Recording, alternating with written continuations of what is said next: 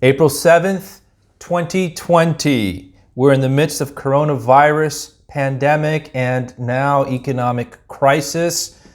And we're also well into the time where landlords will know already the impact of coronavirus and the economic crisis on their rent collections. Hi, I'm George Morales. Thank you for tuning in to this bi-weekly commercial real estate and coronavirus review, where we take a look at the past few business days worth of news in the business world that relate to coronavirus and commercial real estate. By now, April 7th, rent checks should have been paid. The lock boxes have been opened. Accounting has submitted their reports to the landlord, and right now, as you're watching this, landlords across our country, if not across the world, are determining, do I send demand letters? Do I pick up the phone and call? Have conversations already happened? And so we're entitling this Showdown of Rent between landlord and tenants for April's rent. And so we are in the midst of that. A few of the articles that we're going to discuss deal with that very topic. In fact, we put out a new podcast this week reviewing different discussions that tenant and landlords can have and different options on rent relief. So I encourage you to go to don'tsignthelease.com, hear that podcast. Again, if you're not familiar with myself or with Blue Box Real Estate, Blue Box Real Estate is a commercial real estate firm in South Florida, and we represent office landlords and office tenants.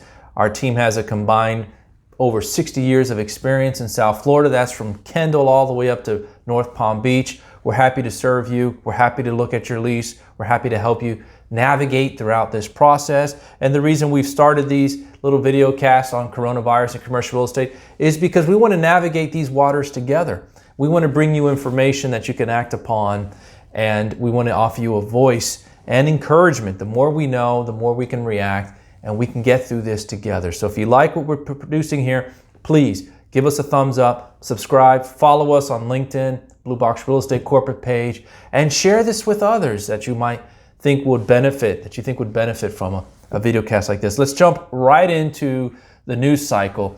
And it's much to do the same, the first few stories. We covered Under Armour last time, where they had agreed to produce medical supplies, personal protection equipment for those in the medical field, and we applauded them. But today, now we have a story here. The Baltimore-based sports apparel company is furloughing 6,600 of its store associates and distribution center workers. Furloughing is going to be a term that we are going to want to throw away when we rebound, God willing, from the coronavirus. We don't want to hear any more furloughing, but Under Armour joins the many retailers who've had to temporarily lay off their employees. The article continues at its outlet stores around the country and 600 workers at their U.S. distribution centers effective Sunday, April 12th. So that's just a few days away. In addition, the company's board of directors and executive vice presidents will take 25% pay cuts during the public health crisis. And this article came from RE Business Online by Taylor Williams. Thank you, Taylor Williams. Let's go on. The next story comes to us from Connect Media Commercial Real Estate News, and it is regarding emergency medical supplies. So we want to highlight those in the private sectors that are really rolling up their sleeves and helping fight COVID-19. And the New York City Economic Development Corporation put out a call recently for businesses to turn out emergency medical supplies. Well, some 1,700 locally based companies have already responded. So we want to highlight them. In its Twitter feed, the NYC EDC cites examples of the results. New York City-based businesses such as Bednark Studios, Adafruit, and Makerspace NYC have already produced 127,000 face shields for New York City healthcare workers. In another tweet, they thanked Novolex for donating 6,000 pounds of plastic for face shields for their partner consortium, Defense Innovation Lab, for providing storage, and Century 21 stores for donating trucks for transport. So great, great, great news there whenever we see the private sector step it up. Now, the next story really is going to tug at the heart of pet lovers. And I have a beautiful golden doodle. She's actually here somewhere. Oh, they're sleeping, of course. You know, those of us who are at home all the time now, we realize, yes, yeah, our pets do sleep all day. That's all they do. Sleep, eat, scratch, go outside, bark. They have quite the life. All right, so the next article comes from BBC News, and it's regarding a tiger at the Bronx Zoo tests positive for COVID-19. I kid you not. A 4-year-old female Malayan tiger at the Bronx Zoo has tested positive for coronavirus. I know half of you are thinking, well, it's about time. The animals are always giving us these viruses, and now we're giving it back to them. But no, that's really not the right approach. We really don't want to go there. But be warned that if you do develop COVID-19 symptoms, or God forbid the virus, your pets are at risk. According to this article, the tiger named Nadia is believed to be the first known case of an animal infected with COVID-19 in the U.S. The Bronx Zoo in New York City says the test results were confirmed by the National Veterinary Service Laboratory in Iowa. Now, I don't know who had the joy of telling Nadia, the tiger, that, listen, I'm sorry, but you're going to have to be quarantined for 14 days. You're going to have to wash your hands for 20 seconds at a time. You cannot leave the zoo without a face mask. Social distance from other cats. But apparently that message did not get to Nadia the tiger, because there are 6 other big cats thought to have been infected by asymptomatic zookeeper who was working. The cat started showing symptoms, including a dry cough, late last month after exposure to the employee who has not been identified. This is the first time Paul Caille, the chief veterinarian at the zoo, told Reuters, a news agency on Sunday, this is the first time that any of us know anywhere in the world that a person infected an animal and the animal got sick. So again, those of us who are pet lovers, beware. Apparently that they can catch the virus. But let's end this article on a good note. The big cats did have some decrease in appetite, but are otherwise doing well under veterinary care and are bright, alert, and interactive with their keepers, it's said. So big cat Nadia at the Bronx Zoo catches COVID-19. Well, we hope she will get well soon. In a recent article from the South Florida Business Journal, they highlighted several South Florida business leaders, and they discussed looking beyond coronavirus. That's a cover story. It's called How These South Florida Leaders Are Looking Beyond the Current Crisis. So this was great. I want to highlight a few of these leaders, starting with Eddie Ariola, Chairman and CEO of Apollo Bank. Apollo Bank. What's Apollo Bank, for those of you who don't know, is a community bank with 5 local branches. Last year, Suncoast Credit Union signed a definitive agreement to acquire the Miami-based bank, a deal expected to close mid-2020. I'm sure that was pre-corona, so we'll see when that closes. But here's a question. What strategies did Apollo implement to address COVID-19? First, hyper communication. I don't think I made as many phone calls and sent as many emails last year as I've had in the last week. Constantly staying in touch with clients, vendors, and employees is key. Our workforce is almost entirely remote, aside from a skeleton crew at branches. Second, we're assuming we're in a war mode. We're being proactive, supporting depositors, borrowers, and lenders. We're not the first responders like doctors, but banks are part of the first line of defense for businesses in this crisis. And I really appreciate, Eddie, for you mentioning communication is key, staying in touch with clients and vendors. I'm trying to commit to a certain amount every day. I want to reach out to my clients. I want to see how are they doing? How are their families doing? What can we do? Is there anything we can do at Blue Box Real Estate to help you mitigate on the real estate side? We're happy to review your lease, happy to have conversations with your landlord. Anything we can do. It's a time where connecting with your clients should be paramount. And I see that they're doing that. Here's another question. Is the recession already here? Well, I think anyone, enters Eddie Aurelia, who says it's not here is in complete denial. Yeah, good answer. Good answer. And that was it. Any thoughts on what to expect in the second quarter? Well, Eddie says, not reading the whole quote, but he says, it's not going to be good.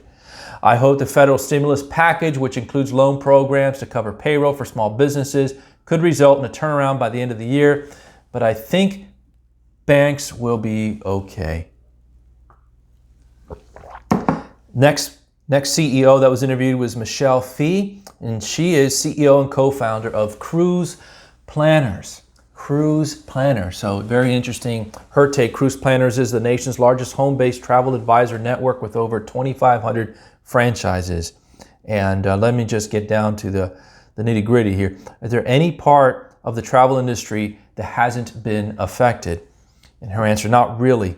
Not really. She says, we are way ahead, though, in bookings for 2021, and we're trying to find wins in all our data, and this is a huge win. Now, the article states that 70% of their customer base of their business is in the cruise industry. For her to say we're already way ahead in 2021 with bookings, and that's 70% cruises, really shows you the resilience of the American economy, and Americans love to travel. And cruising is a very inexpensive way to travel, and I'm sure we'll see a rebound there once we get through this. How will this affect the cruise industry once things blow over? Okay, she answers, I think for 2020, you're going to see limited inventory. All the Mediterranean, I guess, cruises have been destroyed for the first half of the season, which will start in May. Unless there's a miracle, I can't see sailing in the Mediterranean this summer. I can't see cruising this year, period, in 2020. But I don't, listen, I read an article recently that there are dozens of ships with over 93,000 members, crew members, and crew passengers still stranded out in waters. Fort Lauderdale just took 2 cruise ships with known COVID patients, and Port of Miami just took 1. And now these are folks who decided last week or the week prior to cruise in the middle of this pandemic hysteria.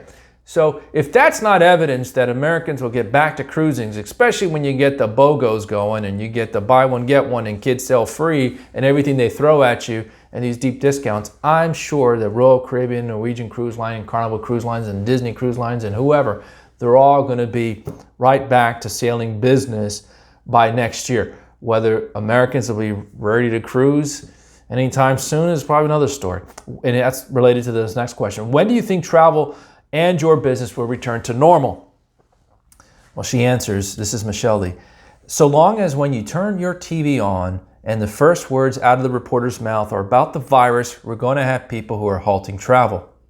The minute the conversation changes and we start focusing on the election or something different, I think you'll start to see change. I think people will be so pent up that they'll want to travel. The last thing people want to give up is traveling. And listen, if anything wants to make you get out of the house and travel, it's focusing on the election and politics in the United States. So maybe that's the answer for the cruise line. Let's focus back to the election in November, and we'll all want to get out of here. Very good. Well, thank you for that. The last one I want to highlight is, well, actually, I've got, the last one I want to highlight is Arnaud Carcenti, and he is the managing principal of 13th Floor Investments. 13th Floor Investments is involved in many sectors in real estate, including home building, apartments, and mixed-use developments. Its ongoing construction projects are continuing. And let's continue here. Will people still be eager to buy homes? Will people still be eager to buy homes? Answer. People want to buy homes now more than ever. They realize the value of a home is 4 walls and a roof and probably the safest place in the world right now. That's a great point. We're all stuck at home. People want the basic necessities of life. The question is, will people's paychecks be there to qualify and get their mortgage? It's too early to tell. So far, we've received a few cancellations in home building. So maybe a little precursor of what's coming in that sector. Will the real estate industry be hurt by the crisis? It's probably an obvious yes, but here's how it's answered. What this has demonstrated is how incredibly intertwined all of us are in the economy. The stoppage of any one link in the chain affects just about every other link. Any business that requires immediate revenue, like a restaurant or a gym, you're hit right away. In the investment and development business, it is slower to react because our world values assets on a quarterly and yearly basis. We feel all those same ripple effects. We just feel them later. The bigger question is, when public markets are down 30%, how does that impact private markets? It's naive to think values across the board aren't down. You just don't know how much you're down. All assets are going to get repriced. Very, very well said. Will this slow transactions? The world has been put on hold. When people don't know how bad things are and how long they will last, they can't make future decisions. They're trying their best to simply pause. So, and let me go to the last question that was asked to Arnaud Carcinti of 13th Floor Investment, because it's a great segue into the next few articles and really the main theme that we wanted to focus on, which is a showdown between landlords and tenants for the April rent. And the question is, should apartment landlords give tenants who lost jobs rent relief? Answer: everybody is feeling the pain. Okay, just put there parentheses, no help coming. Everybody is feeling the pain, and to immediately defer your pain onto others is not the right approach. Rent is an important part of expenses, but it's not the only expense. People should have some savings. I can't ask my bank for a waiver of the mortgage payment. And that leads us really to the next few articles. And this next article is brought to us by Globe Street. And this is from Erica Morphy. Thank you, Erica. And it's entitled, "Everything is on the table as tenants and landlords talk about rent relief." I love that headline. Everything is on the table as tenants and landlords talk about rent relief. Taking a now the perspective of the article is actually from the tenant's perspective of what not to do. Taking a hardball attitude with a landlord could backfire on the tenant. I couldn't disagree more with that, or agree more with that. I agree with that statement by Erica Morphy. And just to highlight a few things here, she ends this article by quoting a real estate attorney. Taking a hardball attitude with a landlord could backfire on the tenant, said Eric Stern, partner and co-leader of the real estate practice at Morgan Lewis and Bacchius LLP, who also participated on the call. I guess this article came out of a phone call. You don't want to stake out a position where the landlord would have an adverse reaction. You need mutual consent to change the terms of a lease. Also, Stern added, and this is very important, and I've advised this to some of my own clients recently. Also, Stern added, in some jurisdictions, a landlord could claim that if a tenant just informed it would not be paying rent, the landlord could say that that was an anticipatory breach of the lease. That opens up new menu of possibilities for the landlord as if the tenant had default. So just don't tell your landlords, this is what I'm going to do. And we covered this ad nauseum in the podcast, episode 31, on the discussions between landlords and tenants.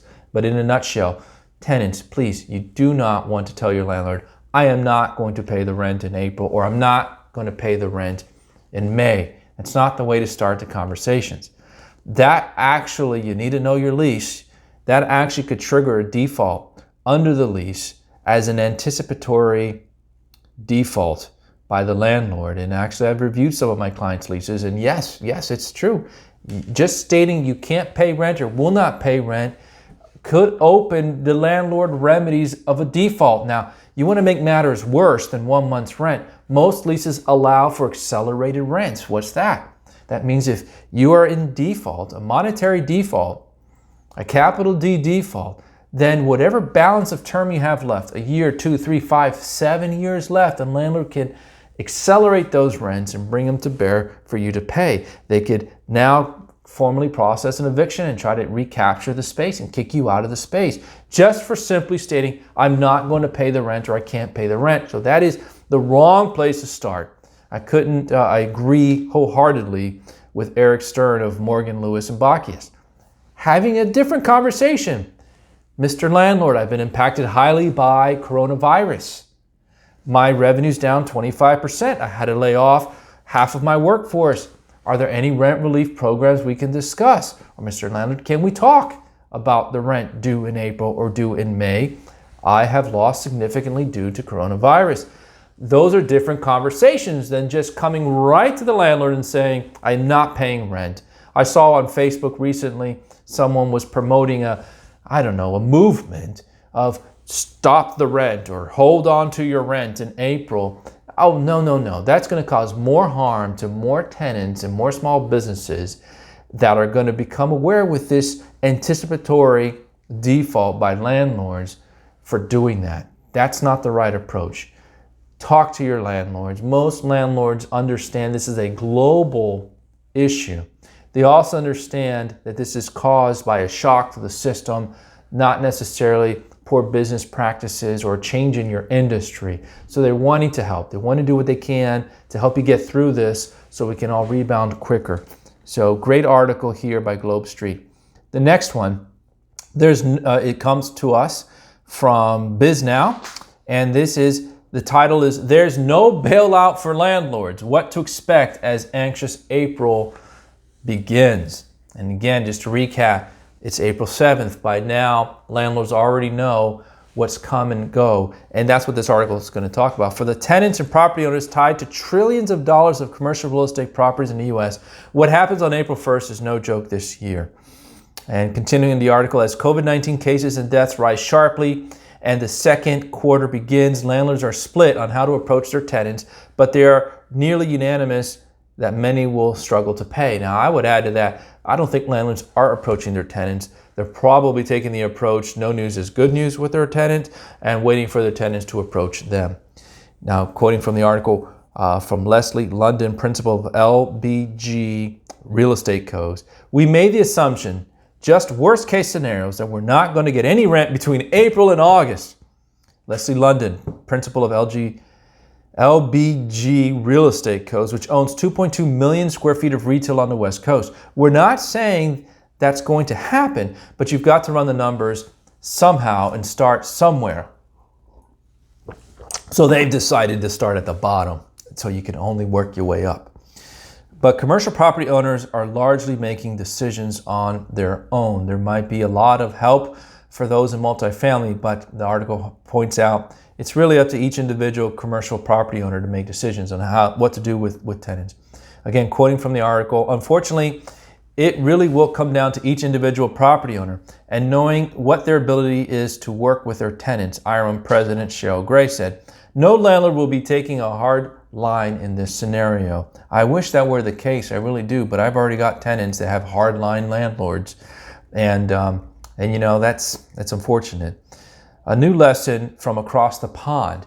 So the UK and certainly Europe is further along, right, with dealing with coronavirus, and this is something that we learned in our last video cast. But in the UK, they collect rent on a quarterly basis. So they already collected January, February, and March's rent. They collected that most likely early January or in December. Well, the next quarter was due March 25th, so we're already a week or so removed from that.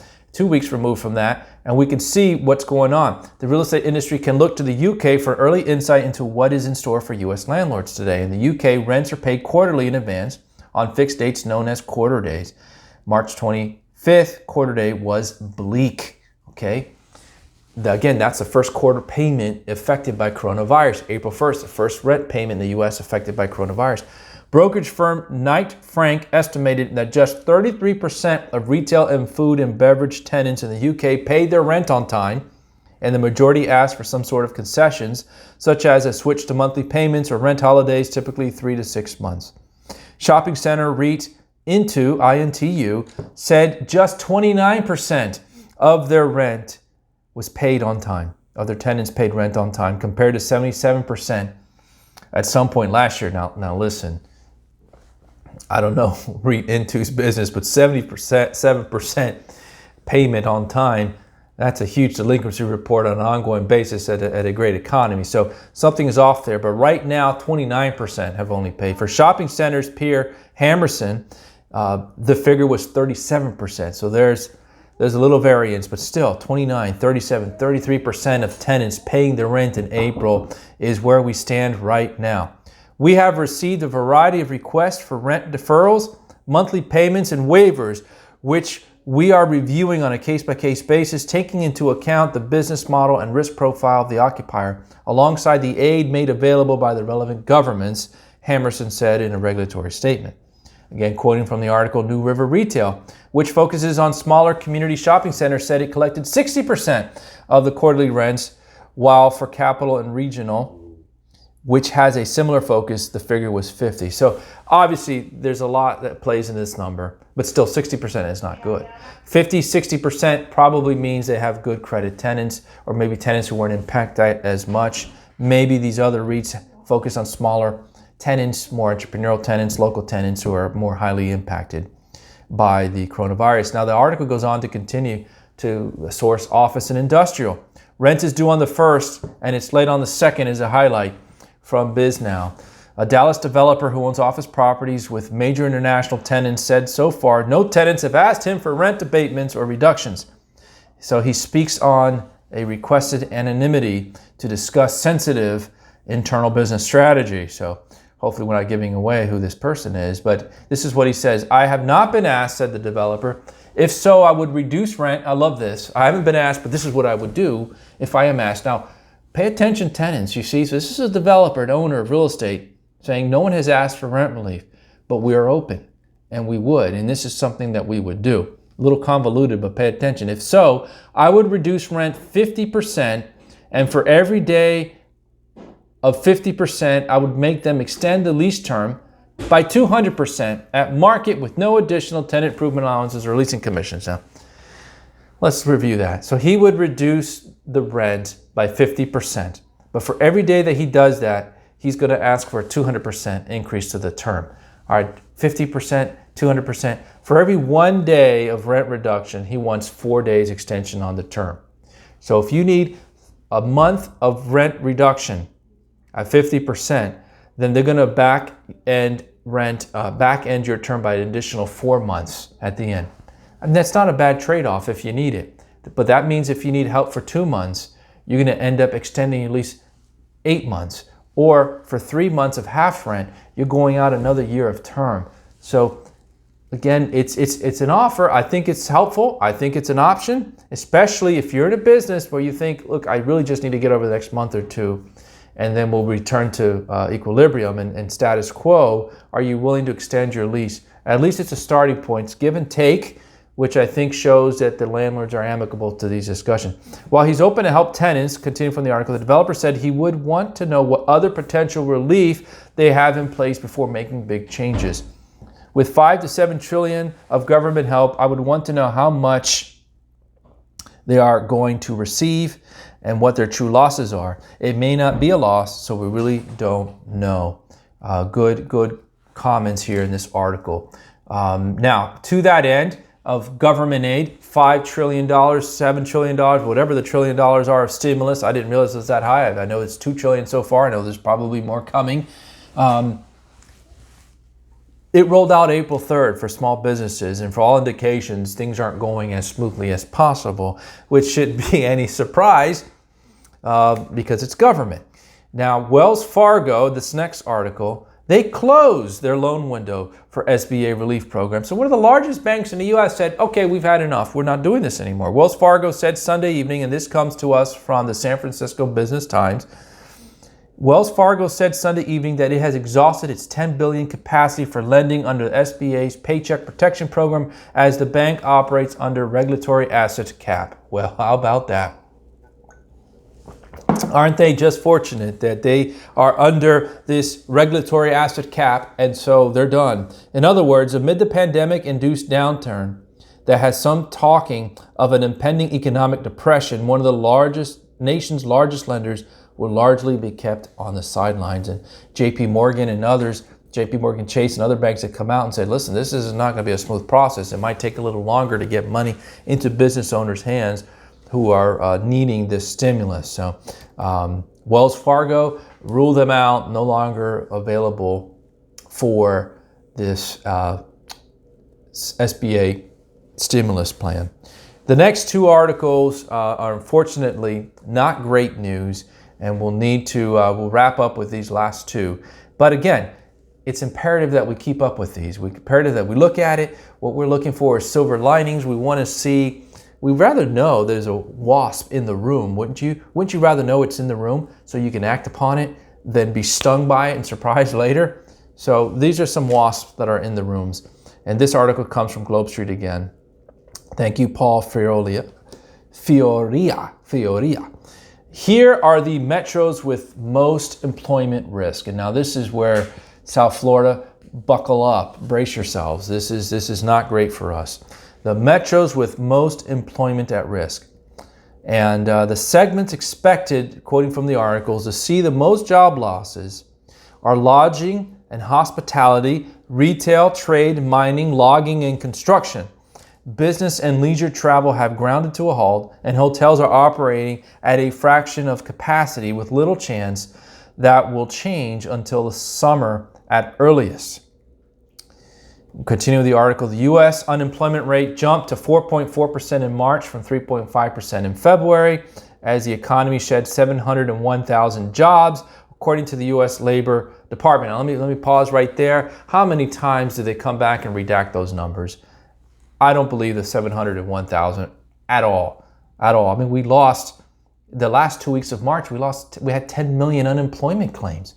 So how is it that we only lost 701,000? I have a feeling in another month or two, quietly, in the middle of the night, on a weekend, Sunday night, probably a holiday, maybe Memorial Weekend, we'll get a little release that states, we're revising those numbers and this is the real picture. Because I don't believe these numbers. But anyway, continue with the story. The data only captures some of the job losses, which started in earnest in the middle of the month, and unemployment is expected to climb over 10% in the second quarter. And it goes on to talk about the leisure and hospitality lost 459,000 jobs and so forth. So this is from Yardi Matrix. And Yardi does a great job of data, providing data for us. They're constantly talking to us on the commercial real estate sector about what we have available and what occupancy are. So I can test to Yardi. Yardi examined the top 50 metros in total employment to determine which have the highest percentage of combined jobs in the three most at-risk categories. And those are Las Vegas, Southwest Florida Coast, Orlando, Fort Lauderdale, and Houston led the list. Okay, that if I look at that, that's 1, 2, 3, 4, 5. 3 of the top 5. Orlando, Southwest Florida, Fort Lauderdale led the list with most combined jobs in the 3 most at-risk areas. So I know a picture says 1,000 words, so you can see here in this chart the top 10 markets, jobs at risk, unemployment. Las Vegas, Southwest Florida Coast. Now again, Las Vegas, almost half of their jobs come from the 3 most at-risk categories of job losses. South Florida's at 44%, Orlando at 41%, Fort Lauderdale at 36%. So and Miami at 35%. So a lot of pain coming, unfortunately, to our area here, South Florida, which is where we reside and where we operate Blue Box Real Estate. Again, looking at these charts, now comparing retail and wholesale trade. So this is a percentage of jobs compared to other jobs. Florida has a clean sweep of the top 3 metros in percentage of retail jobs. Fort Lauderdale, 18.8%, Miami, 18.3%, and Southwest Florida Coast, 17.8% lead the way. The next is Long Island and then Fort Worth. So not a top 10 list that you want to be featured on, South Florida.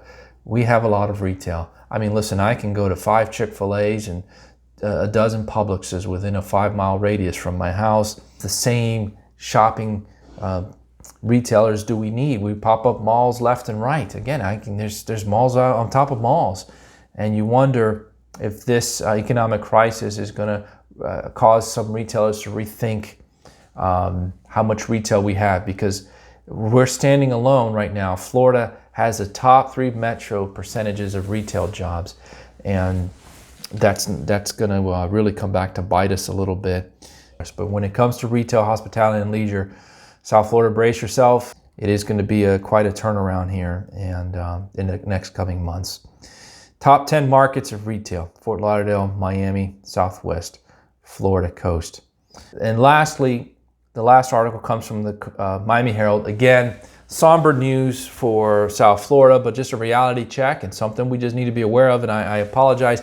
I think that is a skunk doing a handstand on somehow when I printed this out, posted it, the skunk made the picture and it was part of the article, but I'm not sure how. But this article comes to us from Miami Herald, and it states if Someone had designed a weapon that would strike at the heart of South Florida's $35 billion economy. It's hard to imagine a more effective force than the coronavirus outbreak. The dead stop to tourism, hospitality, and commerce, Florida's economic backbone, instantly cost tens of thousands of jobs. Brick and mortar retail, which had remained more robust in South Florida than in most of the U.S., has now been shuttered. Continuing with the article, exasperating the problem is the region's dependence on small and even micro businesses with fewer than 5 employees. More than half of Miami's economic output comes from companies with fewer than 500 employees, according to Florida International University study. Unlike large corporations, small firms are less likely to have access to lines of credit and are less able to exert leverage over a landlord to relax lease terms. So, unfortunately, coronavirus is exposing what in many ways is our strength in South Florida. We have a very strong entrepreneurial spirit in South Florida, specifically Miami, with a lot of small businesses, great businesses. And often when I have landlords from out of town, New York or other places, Boston, and we're bringing them deals, office tenants, and they're used to Microsoft or IBM and Apple and so forth, credit, and you come with a 2 or 3 or 4,000 square foot tenant, we have to advise them, hey, this is a great credit tenant for Miami. They've been in business 20 years. They have multiple locations. They're well-known, established in the community. They're a great credit tenant. But compared to the Fortune 500 corporations, yes, I agree with the article. They're less likely to have access to lines of credit and able to exert leverage over a landlord to relax lease terms. Why is that? Because of the percentage of occupancy. A 2 or 3,000 foot tenant has less leverage on a landlord than a 30, 40,000 square foot tenant. So more than half of Miami's economic output comes from companies with fewer than 500 employees, according to FIU. So South Florida should be very concerned, continues the article, said Gwendy Brown, Vice President of Research and Policy at the California-based Opportunity Fund, which provides financing to small businesses. Continuing with the article, this is Ned Murray, Associate Director of Florida National University, Jorge M. Perez's Metropolitan Center. He agrees. He says, we're an economy of small businesses. They're going to be hurt because they don't have the credit to survive this long term. They need demand, but in the COVID economy, that's not moving. That's not a moving part right now. And so we'll stop there. Miami is, and South Florida is, an economy of small businesses. And so currently there are some programs out there, the stimulus package, the CARES Act, and so forth. But ultimately, when you boil it all down to, it's going to come to the discussions in April between tenants and landlords on how to get through this COVID economy together. Tenants and landlords in a symbiotic relationship. They both need each other. It's a domino effect. When rent's not paid, landlord can't make mortgage payments, can't make partnership agreements, and so forth. And it becomes a very complicated cycle. So again, I would encourage any landlord, any tenant listening to this, please work with your landlord, work with your tenant. We'll get through this together with God's help. And we'll continue to track the commercial real estate and coronavirus related articles together here. The next podcast or videocast will be in Friday, God willing. We'll take a look at further news cycles. But before we close, we like to end this discussion. We like to end these podcasts with a reading from God's Word. And I'd like to read from Psalm 127. I actually talked about this in family devotions with my children and family recently, a song of ascent, a song of Solomon. And again, is where are we finding our ultimate comfort? It's not in bank accounts, we've learned. It's not in 401ks, they can go down. It's not in the sports world, entertainment. It's certainly not in Washington. Where are you finding your comfort? Where is your bedrock? And I trust and pray that throughout this time that you would seek the Lord, seek Christ, and put your bedrock in Him because of songs like this. Let's read Psalm 127, verses 1 through 3. Psalm 127, this is 127, a Psalm of Solomon. Unless the Lord builds a house, the builders labor in vain. Unless the Lord watches over the city, the guards stand watch in vain. In vain you rise early and stay up late, toiling for food to eat, for He grants sleep to those he loves. And the idea there is that it's in vain to stay up with anxiety and toils and what's going to happen. And the COVID, we're now north of 330,000 cases, and what's happening with unemployment. And yeah, we're tracking these things, but it's in vain to be anxious about these and to lose sleep about these. Why? Because ultimately, it's God who provides. Ultimately, it's God who provides, even as we sleep, I believe is the idea here. Even as you're resting, God provides for you. So it's in vain to stay up with anxious hearts when you can instead cast your burdens and anxieties upon God, upon the Lord, and then he will grant you peace. We looked at that verse earlier in one of these podcasts. The peace of God will rule in your hearts through Christ Jesus. So cast your cares, cast your anxieties on the Lord. He gives you rest, and trust in him, and build your house, build your business, build your life upon the rock of the Lord. Well, for Blue Box Real Estate, I'm George Morales. Thanks for tuning in to another edition of Coronavirus and Commercial Real Estate. We look forward to meeting with you again soon. Good day.